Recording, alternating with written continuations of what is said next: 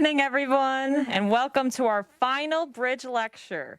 We've had so much fun over the last month learning from multiple different presenters, and tonight we have our final presenter, the much anticipated, the beloved, our priest, Father Pat.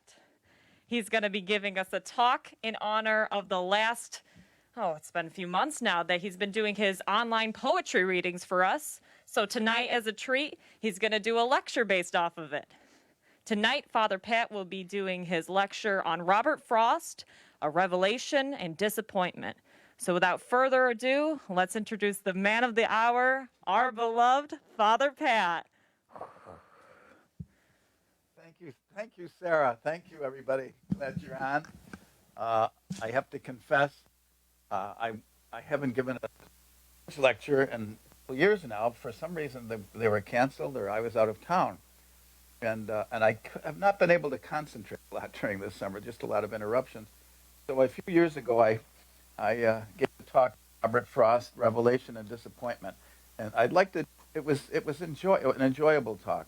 Taught by Jonathan Reichert, retired physics professor from UB, and a good friend of mine.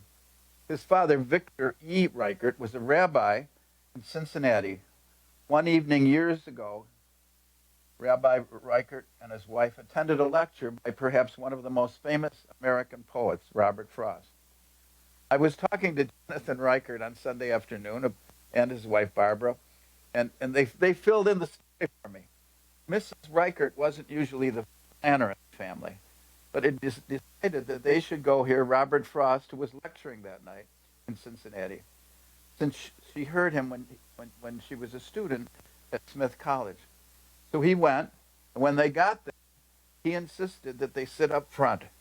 They did, and the poet met the rabbi, and it began a long friendship. Both had homes in Vermont. Mr. Frost lived there, and the Reicherts had a summer home there. So they became even closer friends over the years, and they shared a great deal. After Rabbi Reichert died in 1990, all of the material from Robert Frost that had been shared during the years was passed to Jonathan. To make a long story short, Jonathan invited Mike Basinski, who has spoken of the UB Poetry Collection and Rare Books Room here at a bridge lecture years ago. Michael's a friend of mine as well.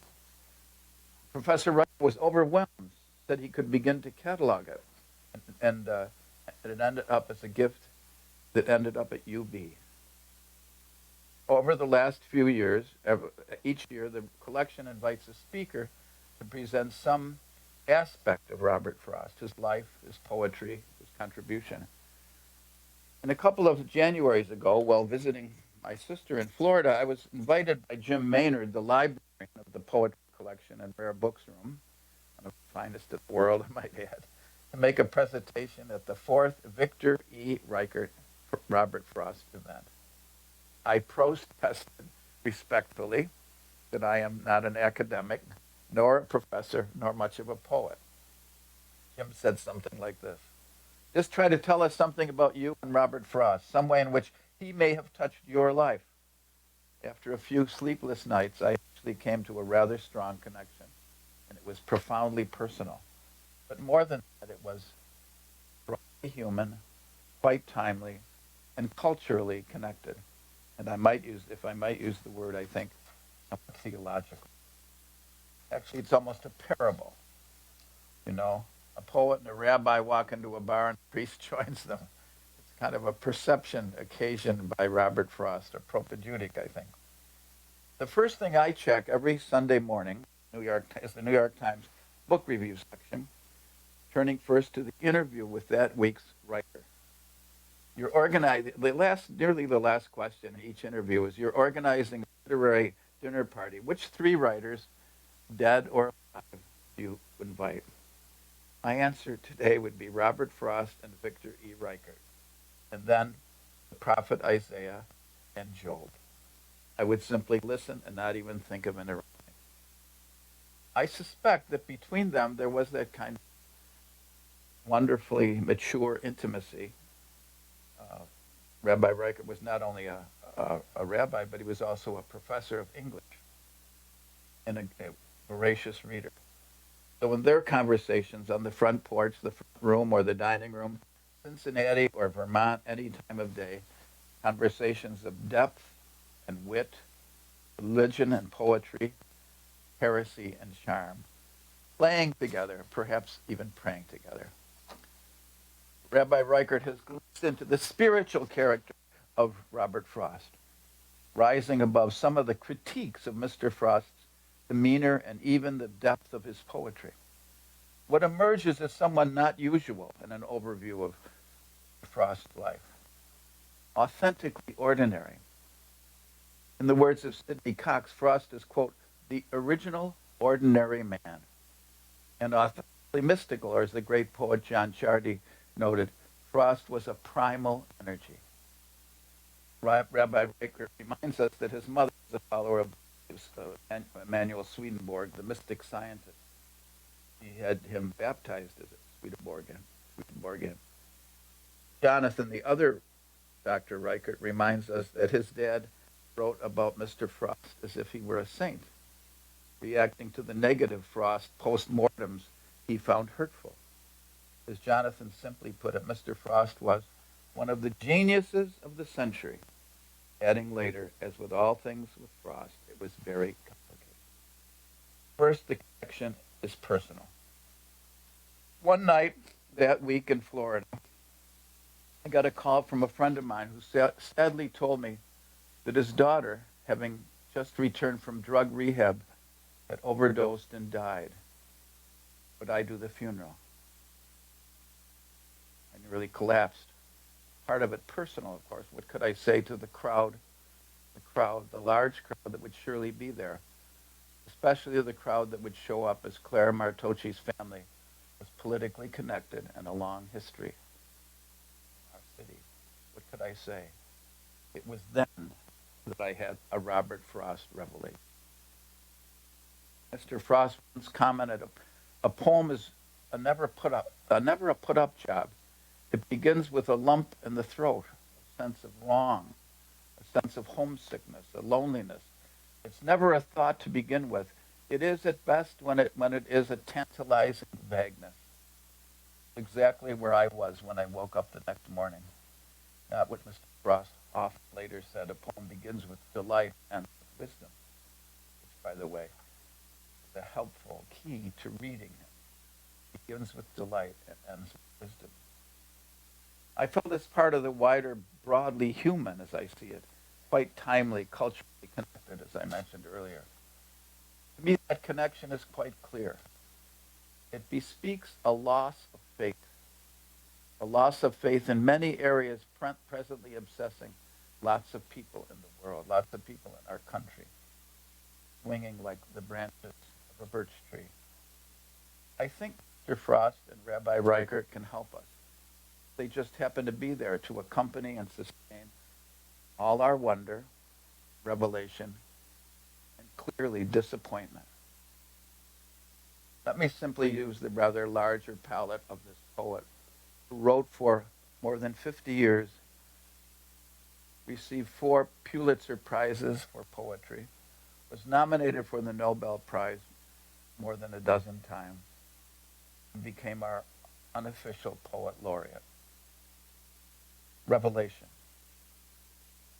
1939 was the year the Reicherts met the Frosts. 1939 was the year that Mr. Frost wrote this. A considerable speck, subtitled in parentheses, microscopic. A poem on which Dr. Reichert comments. A speck that would have been beneath my sight on any but a paper sheet so white, set off across what I had written there. There was no dust speck by my breathing, but unmistakably a living might with inclinations that it could call its own. It paused as with suspicion of my pen, and then came racing wildly on again, where my manuscript was not yet dry, then paused again and either drank or smelled with loathing, for again it turned to fly. Plainly with an intelligence I dealt, to express how much it didn't want to die. But this poor microscopic item now, since it was nothing I knew of, I let it lie till I hope it slept. I have a mind myself and recognize mind when I meet with it in any guise. No one can know how glad I am to find on any sheet the least display of mind. James Stevens notes notes about him generally. Pity and love are the leading themes of Frost's poetry, which I would add for a desk mite. In 1939, in Thought of Europe and the War, he writes in the middle of this. It faltered. I could see it hesitate. Then in the middle of the open sheet, cower down in desperation to accept whatever I accorded it of fate. I have none of the tenderer than thou, collectivistic, regimenting love with which the modern world is being swept. The tininess of that speck comes up in a tiny correction of a translation Mr. Frost has seen of the rabbi's own effort at poetry. A quatrain from a 13th century Spanish Hebrew poet. I include it here because of its attention to the tiny and perhaps surpassing friendship he and the rabbi shared. I don't know its date, but I suspect it was near the time of war. How cramped becomes a spacious land, where two enemies try to stand, just a tiny bit of space is ample where 1,000 friends embrace. We all know, learned early on that Mr. Frost could see in nature into the life of farm or farmer as he was. He was a farmer for about 10 years, but his farm wasn't as successful as he and his wife anticipated. But there's something to be wondered at. What was your first Robert Frost moment? Farm, a tree, a plow, a horse, a scythe, a wall, a road not taken? Whenever I mentioned to a friend or two that I was writing a talk on Robert Frost, the answer was always reference to a line most everyone would know, a wall, a road, a path, and always with a smile of recollection. I recall the time and place, perhaps the first serious poem many of us had ever heard beyond memorizing a primary school nursery rhyme or before Keats or a Shakespeare sonnet. It was 8th grade, Road Not Taken. It first appeared in the Atlantic Monthly, August of 1915, when the war was well in action. I Googled the New York Times for August 1915. French aeroplanes made it impossible for the Germans to cope, the New York Times front page proclaimed. And then a year later, in the mountain interval, by that time there's a second or third book, by which time Robert Frost was becoming famous after his second book, North of Boston, one of the most intensely American books ever published, in the words of Untermeyer, a poet we also read when we were young. Two roads diverged in a wood, and I took the one less traveled by, and that has made all the difference. A poem, a recent book called The One We Understand. Can you imagine what my teacher sister, Mary Patricia, would have thought of that book? It ignited a wonder for poetry, an urge to memorize, perhaps then a love for revelation and wonder about life and everything, being alive and loving. Very, very, very early in his works in a veil. And thus it is, I know so well, why the flower has an odor, the bird has song. You only have to ask me and I can tell, no, not vainly there I did dwell, nor vainly listen all night long. From his first book, A Boy's Will, published in 1913. It was his first book. He was 40 years old. But that book, William Butler Yeats called the best poetry written in America in a long time. And of course, the stars. Rabbi Reichert comments, the star imagery in Robert Frost's poems dazzles like the Milky Way. Frost talks about stars the way more orthodox in religion speak about God. Revelation. Thanks to my good friend and poet Ansi Baird, who popped up with the Stars poem reference when we first spoke of this lecture. Or even the universe on looking up by chance at the constellations. Cosmic sort of peace and optimism about life and living beyond the natural, the divine. And accidentally, on purpose, Mr. Frost's 1960 Christmas poem, he wrote a Christmas. The universe is but the thing of things. The things but balls all going round in rings. Some of them mighty, some mighty tiny, all of them radiant and mighty shiny. So Darwin came to Earth upon a year to show the evolution how to steer. They mean to tell us, though, the omnibus had no purpose to let God us. Never believe it. At the very worst, it must have had the purpose from the first. Reduced purpose from the fitter bread. We were just purpose coming to a head. Whose purpose was it? His or hers or its? Let's leave that to the scientific wits. Grant me intention, purpose, and design. That's near enough for me to the divine. And ye, for all this help of head and brain, how happily instinctive we remain, our best guide upward further to the light, passionate reference such as love at sight. That's the kind of thing which cooked us like a trout. Mr. Frost, Rabbi Reichert, enjoyed fishing for trout.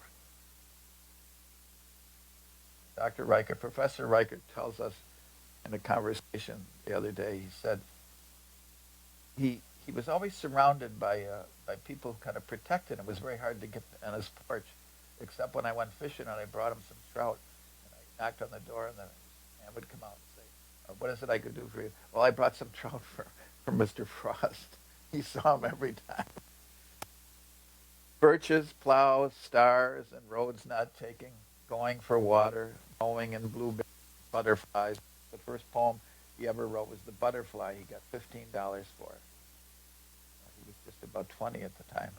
Apple trees and wood piles, leaves, beaches, white wind and rain, stopping by the woods and paths and snowy evenings, wells and birds and constellations. All of it nearly hypnotized us early on. For me, it was like a transit revelation, like that phone call of a Florida evening.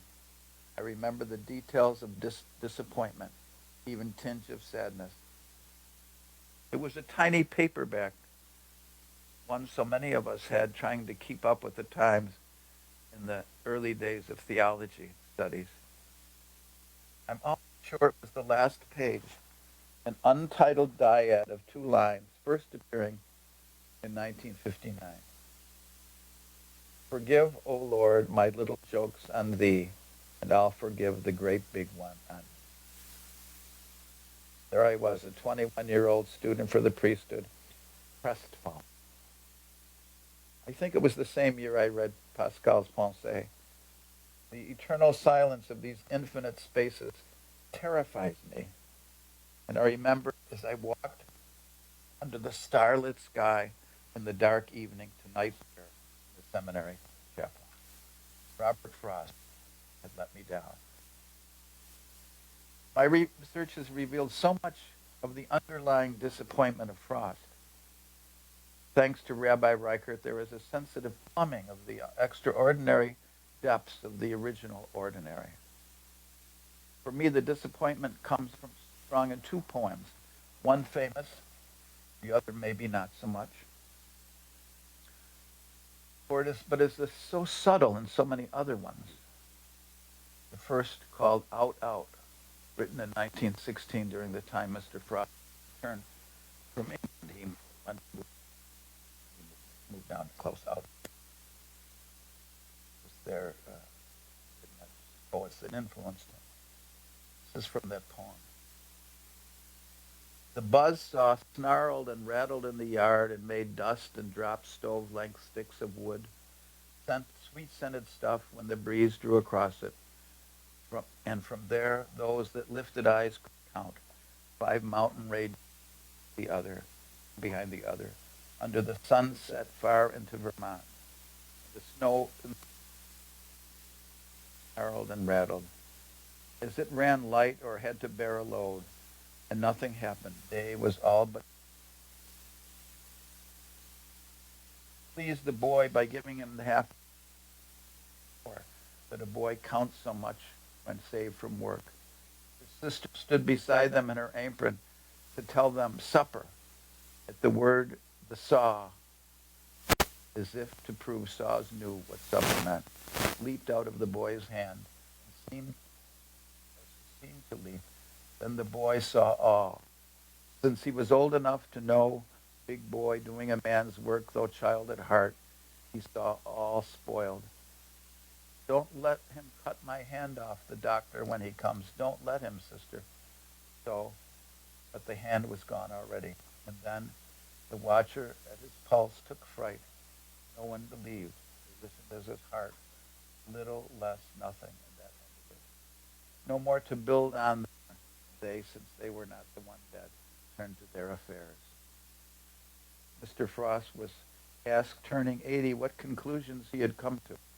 His answer, 3 words: life goes on. Stark and hard. As if to prove saws knew what supper meant, was an emendation. The original line, as if to prove saws could be hungry too, was the earlier corrected line, darker and harder. Final for me, from disappointment to disenchantment. The other poem, more well known, from north of Boston, The Death of a Hired Man, the last 4 lines. Warren returned, too soon it seemed to her, slipped to her side, caught up her hand and waited. Warren, she questioned. Dead, was all he answered. Poetry, not just Frost, is an introduction into a parabola even. Revelation, wonder, letdown, disappointment. Let me cite 2 other strong related poems. From Revelation to Disappointment.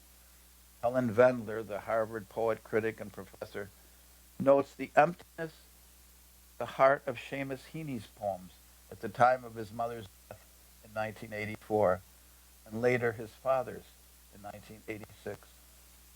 He says the death caused a tear in the fabric of Heaney's verse, reflecting the way in which an unalterable emptiness had replaced the reality that had been his since birth. Heft and hush become a bright nowhere. In that extraordinary octet of sonnets in memory of his mother, or in a recent verse by Eamon Grennan, who has visited us here again. I'm taking a pause.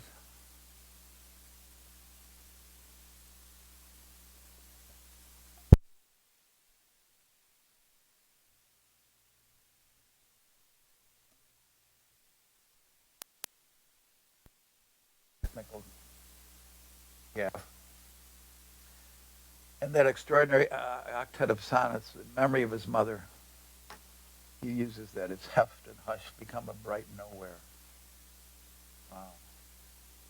Or in Eamon Grennan, also I mentioned, has visited here, in Memoriam S.H., entitled Sudden Dark.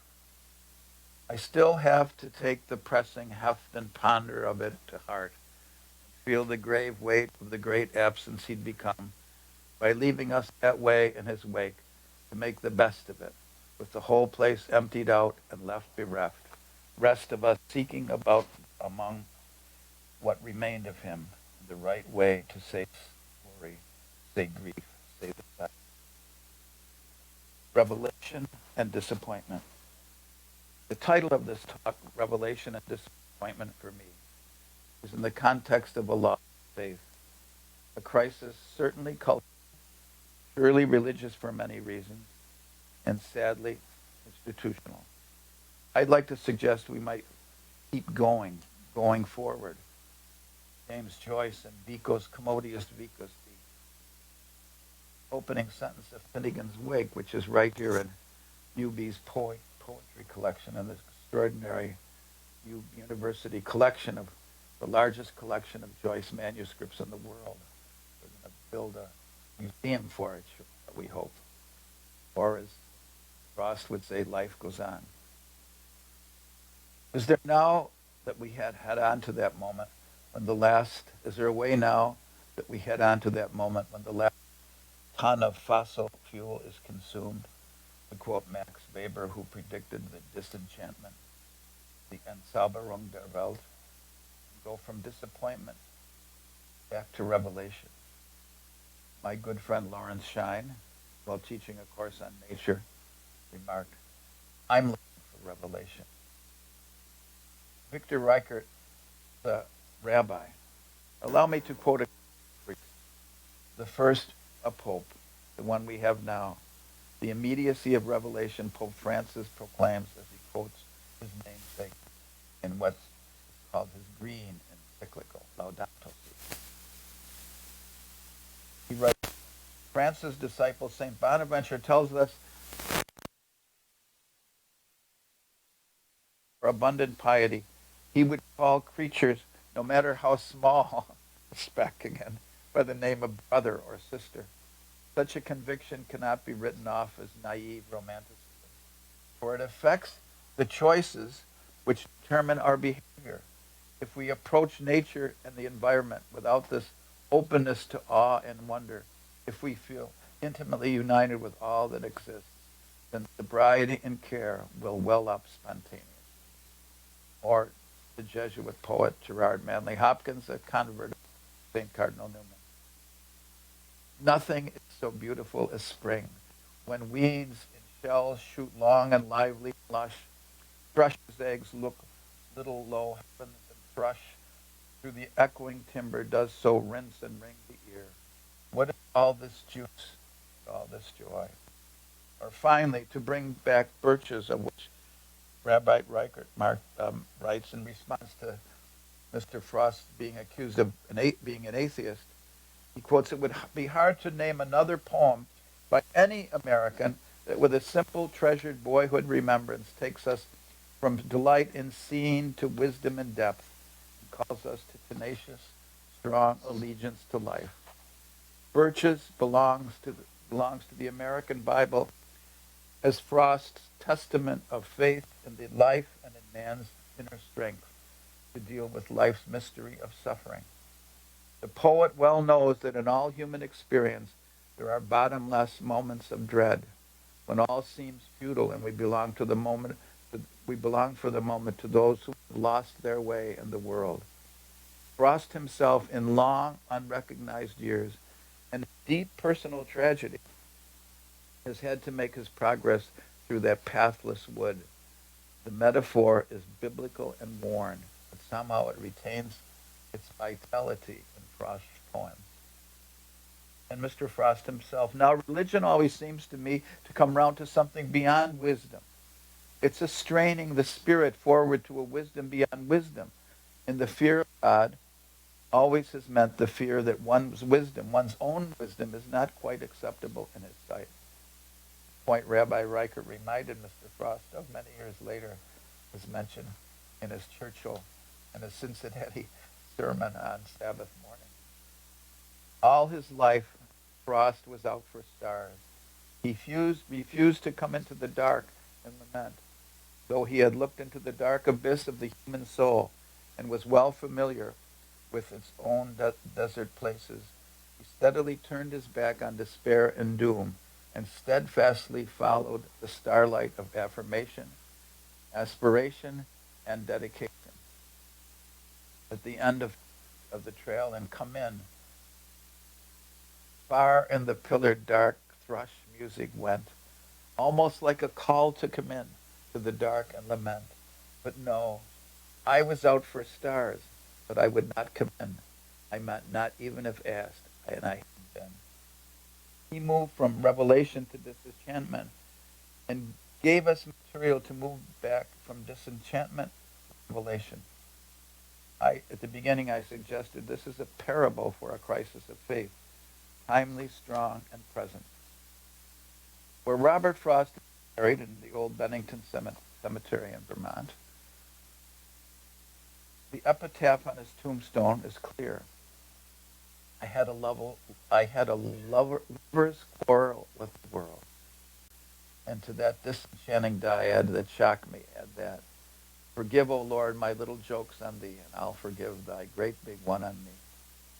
The great preacher R. Morris Boyd, in a collection of his sermons of that title, A Lover's Quarrel with the World, is clear. We need an openness characterized by insight, humor, and heresy. So there's something to be said for rabbis and poets. The new cosmology theologian, Ilya DeLeo, who has also been a guest at the Newman Center, suggests that as a way to do education for the future, conversation, honesty, and rich intelligence. I personally have always felt in the footsteps of the great John Henry Newman, our patron, that is where we search for truth. The club room. Preacher Boyd also describes it characterized by a healthy skepticism. I have learned from the rabbi and the poet, it might be best for us, faced with eternal questions, not to rush at eternal answers. I'll repeat that. I think we have so much of that. I have learned from the rabbi and the poet, it might be best for us, faced with eternal questions, not to rush at eternal answers, but in dialogue and conversation, be blinded by newer revelations, then newer disappointments, and our own crisis in a parabola of learning. Events like tonight, the strangest of all summers. I hope it's something all of us are working on.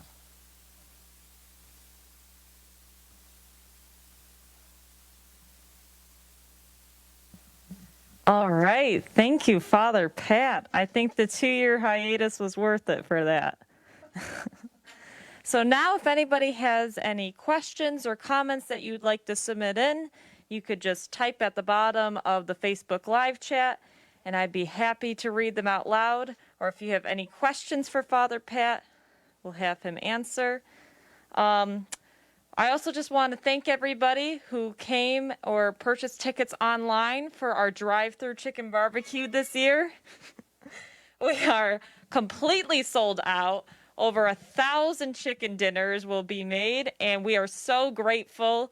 We know that the chicken barbecue this year has to look differently, Father. You'll have. But we're so appreciative for our wonderful community, for always being so generous with your support and love. And next year, the barbecue will be bigger and better than ever, but we still wanted to do something this year just to stay connected with our wonderful community. Marie Olzak wants to thank you, Father Pat, for a wonderful talk. Thank you, Marie. My musical interruption there. Yes, yeah, he was just trying to watch his lecture a little bit early. I was just trying to see the questions too. Oh, no. We'll just wait to see if there's any. Nellie Drew. She was our first bridge lecture this year. She says, Father Pat, that was fantastic. Thank you so much. Thanks, Nellie. And we want to take the time to thank all of our participants who are our lecturers this year for our Bridge Lecture series. It was definitely an abridged bridge lecture, but we are so glad that we were able to still try to stay connected with each other. Even though we're distant, we're still connected, and we're glad that you guys have been tuning in for the weeks that we've had it and have been enjoying it so much. Alrighty, a lot more thank yous and everything. It sounds like it was a hit, Father Pat. Do you have anything else you'd like to say to our fellow listeners? Well, I suggest that maybe that since until things get back to somewhat closer to normal, I'll keep reciting a poem every day. This week it's just poems off the shelf, and I chose one. Robert Frost poem. I'm going to quote another Robert Frost poem. I chose a Robert Frost poem today because it was about Einstein. Robert Frost was very curious about absolutely everything. So he was interested in science, and so there's this kind of a love poem, but it's really about the principle of relativity and the search for the speed of light.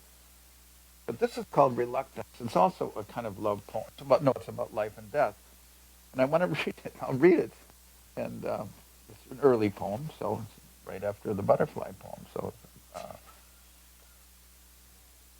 I have a minute, I'll read this. Just tell you what year it was written. It was written in, boy, oh boy, look at this one. It's really, oh my goodness. This was written in 1912. Out through the, it's called Reluctance. Out through the fields and the woods and over the walls I have wended. I have climbed the hills of view and looked at the world and descended. I have come by the highway home, and lo, it has ended. It is ended. The leaves and all dead on the ground are all dead on the ground, save those that the oak is keeping. To ravel them one by one and let them go scraping and creeping out over the crusted snow when others are sleeping. And the dead leaves lie huddled and still, no longer blown hither and thither. The last lone aster is gone. The flowers of the witch hazel wither. The heart is still aching to seek, but the feet question whither. Ah, when to the heart of man was it ever less than a treason to go with the drift of things, to yield with the grace of reason, to reason, and bow and accept the end of a love or season. Now that's really a poem about life and death. He wrote this in 1912. So he was a young man, 30s. But it's a memory of his youth. I found out later from my talking to Mike the other night, and it was really a poem that he wrote because one time he went through the woods and the snow and all of that to the home of his girlfriend with a knapsack on, and a girl he really wanted to be serious with, and by the time he got there, it was later in the day, and she wouldn't let him in the door. So she was reluctant, and he saw it. When as to the heart of man was it ever less than a treason to go with the drift of things, to yield with the grace to reason, and bow and accept the end of a love or a season. So that's the truth. So poets. I said this. Poets write poems, and then they get interpreted. It'd be nice if we could look at other things that way. Scripture, for example. So anyway, are there any more questions? No, that's it. Well, thank you, everybody. Thank you for listening to the poem. And I usually get an assignment from the committee to speak about something, and they didn't give me an assignment this year, so there I am. I was without assignment, so I kind of dug this one up. So thank you very much. Thanks. Good night, everyone. Thank you and good night. Be prayerful and be careful and wear a mask. Thanks, everyone.